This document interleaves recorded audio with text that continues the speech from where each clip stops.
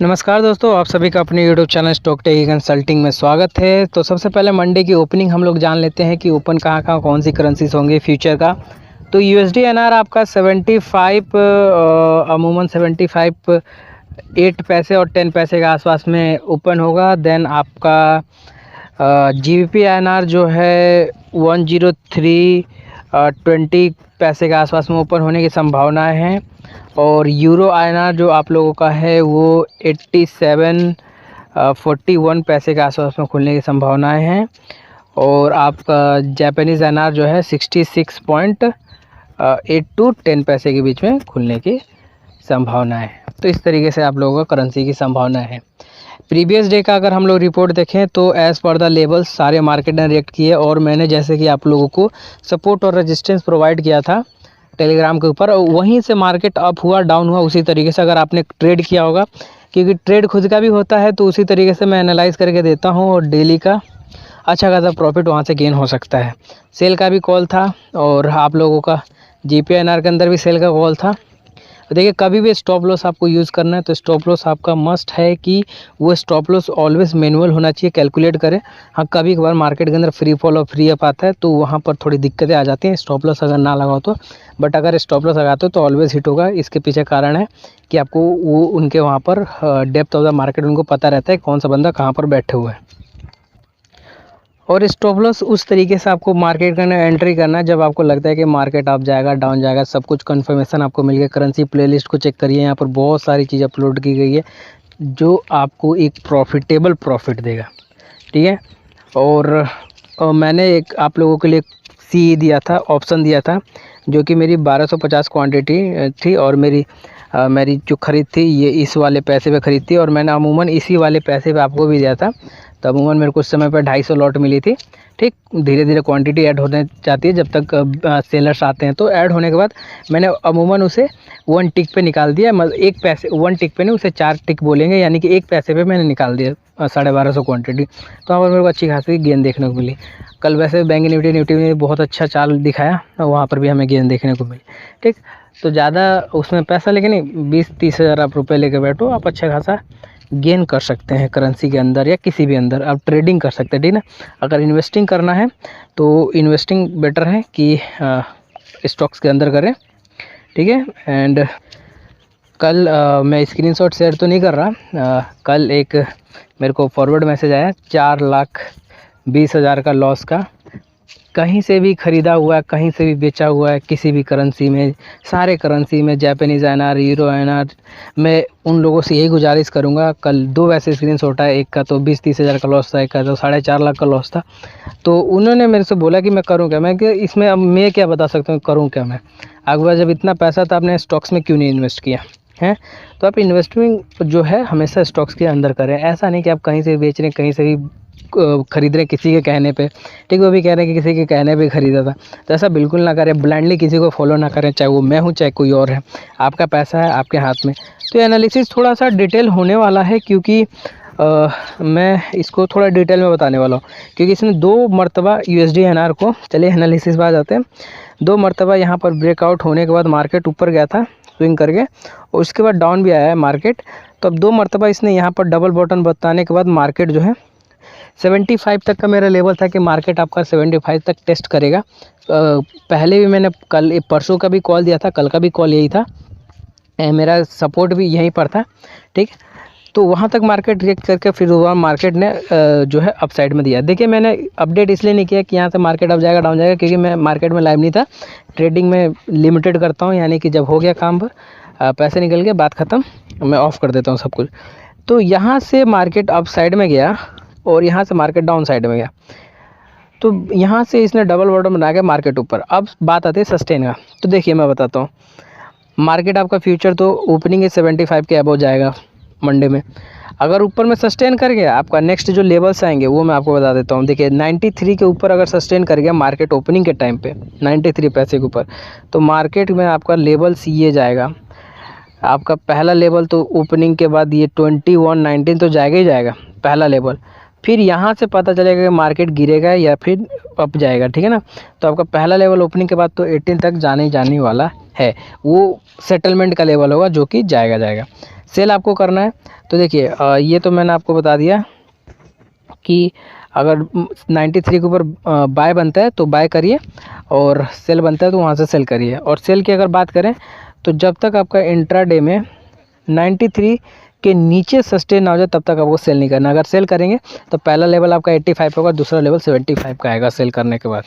ठीक है दोस्तों, एज़ यूजुअल अगर हम बात करें अपने यूरो एनआर की, तो मैं कह रहा हूँ कि ये नो ट्रेड जोन में अभी एंट्री कर चुका है। हाँ, इसने जो बॉटम बनाया है इस वाली जगह से इसने, और बहुत अच्छे से यहाँ से ब्रेकआउट करके ऊपर गया था, फिर यहाँ 1 सपोर्ट, 2 सपोर्ट, 3 सपोर्ट, और इस बार जो ये ऊपर गया है यहाँ पर थोड़ा सा डिफरेंस है।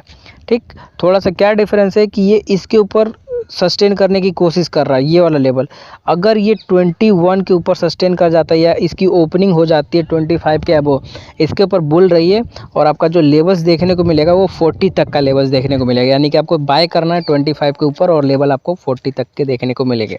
ठीक, अगर सस्टेन करता है तो, अदरवाइज डाउन जाएगा। और साइड डाउन साइड में इसने 87 तक अपना मार्क किया लेवल, यानी कि जो मेरा सपोर्ट था वहाँ तक जो मैंने जितने सपोर्ट दिए थे, ठीक, और नो ट्रेड जोन भी दिया था, तो उसके बाद जो है आपका लेवल इतना काम किया अच्छा खासा। ठीक है, बस मार्केट के अंदर आपको क्या रखना है, 2 चीज़ रखना है, एक पैसे रखना है, दूसरा पेशेंस रखना है। अगर पैसे ना हो तो चलेगा, छोटे छोटे ट्रेडर भी पैसे बनाते हैं, बट पेशेंस रखना जरूरी है। धैर्य रखिए, धैर्यवान व्यक्ति बनिए तो पैसा आपका ज़रूर बनेगा। तो देखिए 87 अगर आपको सेल करना है, अगर सेल करके आप पोजिशनल बनानी है तो 87 ब्रेकडाउन होना चाहिए, तो आपको सेल करना है। अदरवाइज़ अभी बाय करना है।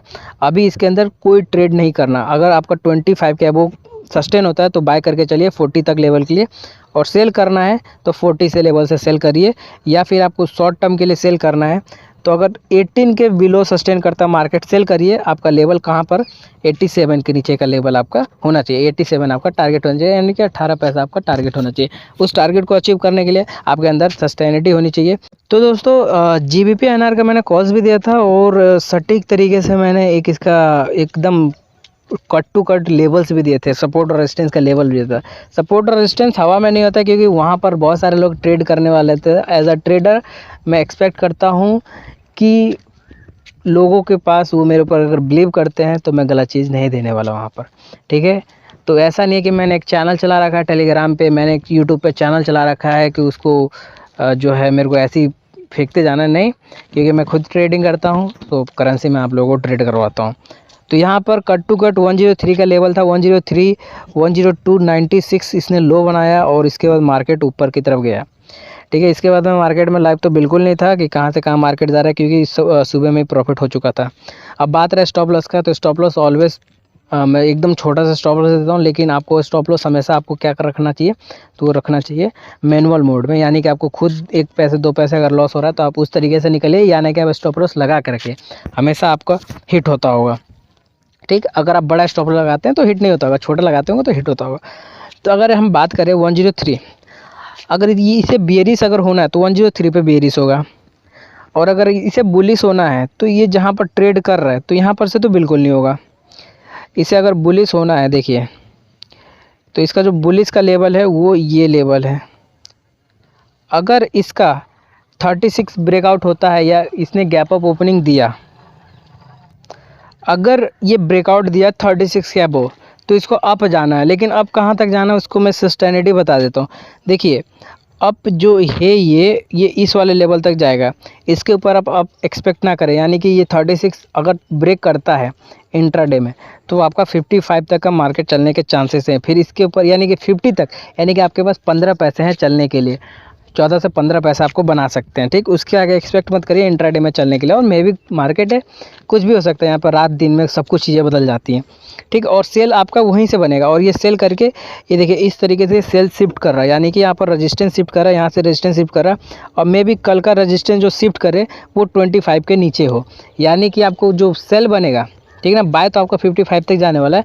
अगर 36 के ऊपर सस्टेन करता है तो अगर आपका सेल बनेगा तो वो बनेगा 25 के नीचे। 25 के नीचे अगर सस्टेन करता है तो आपका सेल बनेगा, और सेल करिए 103 के लिए, same as yesterday level, yesterday की तरह आप 103 तक के लिए आप टेस्ट कर सकते हैं सेल करके, ठीक है। और अब जाना है तो 36 के अबव अब जाना है, बीच में आपको ट्रेड करना है तो MACD यूज़ करिए 426.8 का।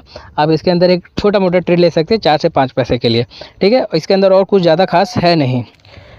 तो आपका जापानीज़ एनआर के अंदर CPI जो डेटा था उसका थोड़ा बहुत इफेक्ट देखने को मिला है। इसने रिकवरी भी एट द बॉटम से किया है इसने, और इसने जो है इस वाले लेवल से रिकवरी किया है 60 पैसे के एबो में, और यहाँ से अच्छा खासा ब्रेकआउट देके इसने अप साइड में मोमेंटम भी दिया हुआ है, ठीक है ना। क्योंकि इसके ऊपर देखिए नीचे गया था और ये ऊपर की साइड गया है, लेकिन कितना ऊपर ये जा सकता है देखिए, एक रेंज में मंथ के रेंज में होना चाहिए तो ये मंथ के रेंज में जाएगा। यानी कि जो इसका एक्सपायरी है, मैं एक्सपेक्ट कर रहा हूँ इसकी एक्सपायरी का, तो 66 से लेकर 66 10 to 20 पैसे से लेकर 65-80 पैसे के बीच में इसकी एक्सपायरी रहने वाली है, ठीक है। तो अगर बात करें ये वाला, इसने इसको जो टेल कैंडल्स है, ठीक है ना, इन्वर्टेड हैमर वाला जो कैंडल है, इसको इसने तोड़ने की कोशिश की है और सस्टेन नहीं कर पाया, उसको ऊपर तोड़ नहीं पाया, उसके नीचे ये मार्केट वापस आ गया। तो यहाँ से अगर हम बात करें बुल जाने की, तो देखिए सिंपल सा सिनेरियो है, ये ट्रेंड लाइन जो है आपका ब्रेकआउट होना चाहिए, ठीक है। और ये वाला कैंडल कम से कम हाफ कैंडल ब्रेकआउट होना चाहिए। इट मीन्स कि देखिए ये वाला और ये वाला यहाँ पर अमूमन जो यहाँ के बीच का गैप है ये फिल कर चुका है, और फिल करने के बाद नीचे जा रहा है। ऊपर वाला गैप तो हमें भूल जाना है अभी, क्योंकि इस महीने बहुत ज़्यादा ये नीचे डाउन में आ गया है, ठीक है ना। तो ऊपर का तो हमें भूल जाना है, लेकिन अगर कल की बात करें तो ये उसने जो है थर्सडे का अपना यहाँ पर इसने गैप डाउन को फिल किया है, ठीक। इट मीन्स कि यही फाइनल है कि ये ऊपर जा रहा था बट ये नीचे के साइड भी आने लगा। लेकिन अभी जो रिएक्शन है इसका, तो ये अभी इसकी ओपनिंग होगी 66 एंड 10 पैसे के अबव, तो इट मीन्स कि थोड़ा बहुत बुलिश है ऊपर मार्केट। आपको मंडे में यही करना है कि अपने बुलिश वाले पोजीशन को मे भी एग्जिट कर अपने हिसाब से, ठीक है ना। As per the my knowledge आप अपने हिसाब से चलिए, ये एजुकेशनल पर्पज़ वीडियो है, ठीक है ना। तो कुछ भी हो सकता है मार्केट के अंदर, किसी को नहीं पता होता, विद इन सेकंड डेटा आती है, विद इन सेकंड चीज़ें चेंज हो जाती है। तो यहाँ पर आपका तो 66 के अब ओपनिंग होगा तो बहुत अच्छी बात है। ओपनिंग के बाद मेरे को लगता है ये कितना ऊपर जाने वाला है, तो पहला नंबर ये ओपनिंग होते ही कि इस वाले को पूरी तरह से ब्रेक कर देगा, ठीक है ना, इस वाले सिनेरियो को ये ख़त्म कर देगा। तो जब इसको ये ख़त्म कर देगा तो अब कुछ नहीं बचता मार्केट के अंदर, मार्केट के अंदर बचता है ये वाले लेवल्स को फिल करने के लिए। देखिए तो मे भी कल अगर आपका सस्टेन कर जाता है 66 के ऊपर मार्केट, तो आपका फ्यूचर जाने वाला है सीधा 25 पैसे, ठीक है ना। 66 के वो अगर सस्टेन कर गया और कैंडल्स बहुत अच्छे बन गए बुलिश वाले, यानी कि वॉल्यूम्स आ गए बाय वाले, तो आपका मार्केट जो है 66 20 to 25 पैसे आराम से चल जाएगा, कोई दिक्कत इसमें नहीं है, 30 पैसे में भी जा सकता है। और सेल की इंट्राडे की बात करें तो सिंपल सी बात है, आपका मार्केट के अंदर 66 के बिलो अगर जाता है मार्केट तो सेल करिए, या फिर 66.09 के नीचे अगर सस्टेन कर जाता है तो भी आप सेल करके चलिए। आपका लेवल 66 पहला रहेगा, दूसरा 66 65 80 पैसे का लेवल आपको देखने को मिलेगा। होप सो कि ये सारे के सारे करेंसी का एनालिसिस शॉर्ट था, छोटा था, थोड़े डिटेल में भी था, और पहले बहुत ज़्यादा डिटेल में वीडियोस आती थी, उसे मैंने थोड़ा सा छोटा किया। टाइम फ्रेम मैंने छोटा इसलिए किया क्योंकि लोगों को 4 से 5 मिनट में सारी चीज़ें देखनी होती है, ठीक है। तो यहाँ भी मैंने आज वही बताने की कोशिश की, कहाँ से बाय करना है, कहाँ से सेल करना है, इस चीज़ को आप ध्यान में रखिए। रिपीट एंड रिपीट इस वीडियो को देखिए, आप एक बार खुद का एनालिसिस भी करिए, उस तरीके से आपका बेनिफिट होगा, प्रॉफिट भी बनेगा, इसमें कोई दो राय नहीं है, आपको हमेशा प्रॉफिट बनेगा। जय हिंद दोस्तों, जय भारत। और चलिए इसको वाइंड अप करते हैं, धन्यवाद।